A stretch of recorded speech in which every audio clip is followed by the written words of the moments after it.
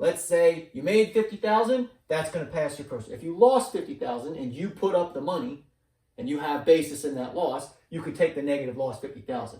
But I get asked sometimes, what's the tax? What am I going to pay in tax? That's a very good question because it depends. It depends on all the other stuff going on your 1040. Let's say you're making $100,000 with a W-2 job. So you already have, just put a little cash in these hands. You already have a lot of income. So whatever you did with this LLC is going to add to this. Or let's say if you had a loss, right? Let's say you lost $50,000.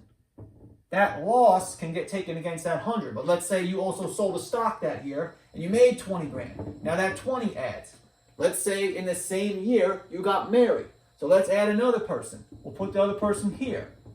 And then let's say they have a $100,000 job. Now that adds to the 1040. Let's say in that year you had a baby. So let's have a little one here.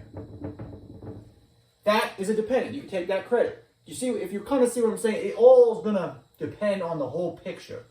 That's also why it really helps having a tax advisor, because the person, a good tax advisor already knows the clients well and already has a lot of their current stuff that they from the previous year in the system. So that when they have other things going on, they just add it to the files.